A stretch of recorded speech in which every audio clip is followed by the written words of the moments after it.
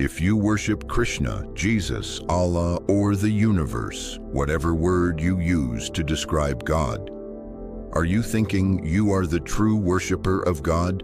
And ask yourself this question: why am I seeking God?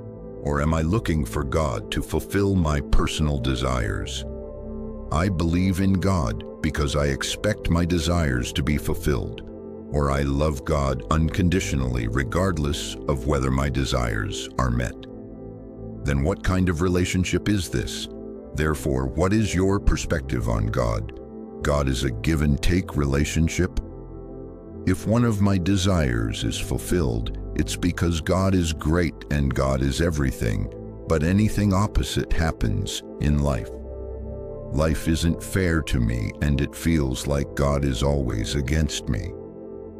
There is no God, and I have so many complaints. Whatever life offers, good or bad, is received as a gift from the divine. Every experience life brings is a gift from the divine, meant to teach and transform us. Happiness and sadness are both transient. Nothing in life is permanent. Everything in this world has an expiration date. Nothing lasts forever. Not happiness, not sadness. Everything in life has a limited time span. The one permanent thing in life is the divine connection with God. God is the only constant, present in both good times and bad, and resides within you. Amidst life's impermanence, the divine connection with God remains constant. God is within you, a steady presence through life's ups and downs. Life's dark phases are transformative. Though challenging, they prompt growth, introspection, and a deeper connection with the divine. It's in these moments that we learn, heal, and emerge stronger. In sorrow, most people go two ways. Way one is going to drugs or alcohol addiction and going down. Way two is finding where you're wrong, acknowledging your negative traits and learning lessons to rise above and face challenges. Swami Chinmayananda beautifully says that. Face your own challenges. Fight out your life's patterns. Don't get yourself cowed down by the situation. Sometime the situation is too powerful. Say that better luck next time, or good shot as a sportsman. Sometimes the world wins, I lose. Good shot. Sometimes I win, the world fails. Just smile at him and say better luck next time. Be a sportsman. The more sorrow in your life, the more you should practice spirituality or remember God. The more you believe in God, the more He will guide you. Surrender to the divine. When life is filled with sorrow, turn to spirituality and remember God. With strong faith, God will guide you through the darkness. Surrender to the divine and find peace. It's fine to have desires, but don't think God is a dream maker that fulfills your desires. Don't attach to your desires. The desire will happen. Okay, the desire will not happen. That's also okay. That is the state of a good mind. If you fully surrender to God, He will guide you. Believe in destiny. You'll get what you deserve. Talk to God openly about your fears, weaknesses, and negative tendencies. Share everything with Him. If you truly believe, you'll experience a profound and mysterious love. Sometimes our plans get destroyed, but later we think it happened for good. Everything is part of His plan. So do your duty and be a hard-working person, and let go of attachment to the result. Give your 100% to whatever you do. Follow this principle and you'll find peace. Put your heart and soul into everything you do. Give it your all, and you'll discover a sense of fulfillment and peace that follows.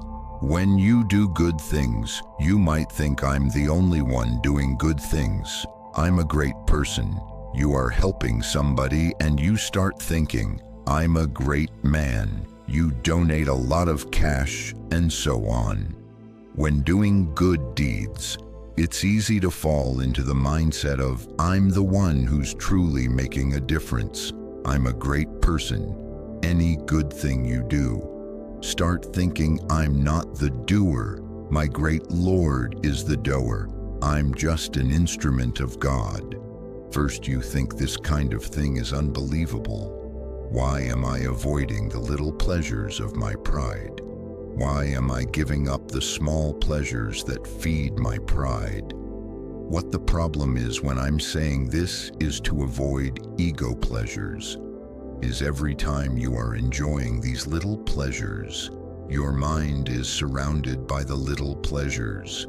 So when any sad moments happen in your life, you can't handle the situation because you taste only pleasures. You don't want to taste sadness. Solve this problem. Approach happiness and sadness equally without being affected by either. Find balance. Welcome happiness and sadness with equanimity, remaining unaffected by both. In happiness, remember that happiness isn't permanent. In sadness, remember that sadness isn't permanent. When you're happy, you should think this happiness isn't permanent and therefore not enjoy the moment. I'm not saying that. It's not about suppressing emotions or not smiling, but a little reminder that this moment will pass, being ultimate happiness in yourself. Spread happiness as much as you can. Calmness is your power.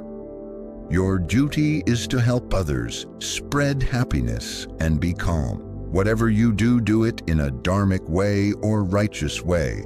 Always try to be happy, but don't seek happiness in petty pleasures. Find happiness not in external or material things, but within yourself. Be happy as you are. You think material things will bring happiness, but the seeking never ends. As soon as you acquire one thing, you start seeking another. This cycle continues and happiness remains elusive because you're looking for it in external things. Have faith in God and He will provide what you need. Believe truly and trust in His plan. Trust in God and He will give you what you need. Have unwavering faith. Many people fear God, thinking He'll punish them.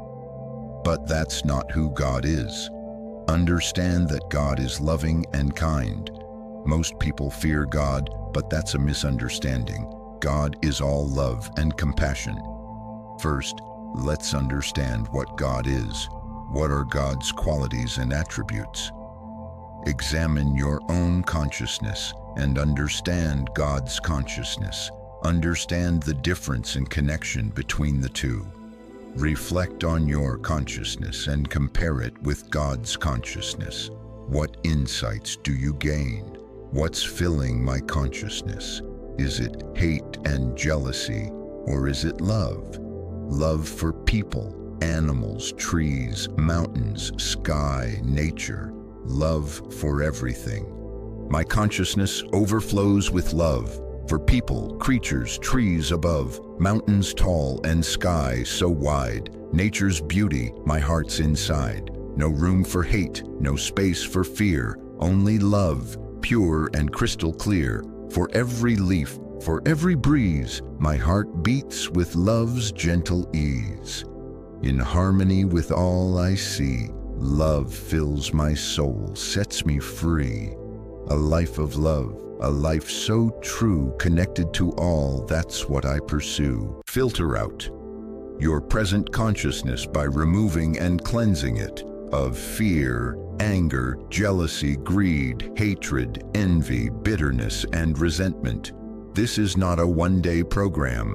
It requires days of practice and training. Slowly, gradually remove negative emotions and cultivate a positive consciousness. As you do, you'll experience love and feel God's loving presence, protecting and guiding you. Spend time with God and trust in His guidance. As you evolve and as you walk the path of evolution, He will guide you forward. Don't worry, He'll take care of you. Also, start improving your consciousness. When you worship God with a good consciousness, it becomes a blissful state. You worship God and do terrible things.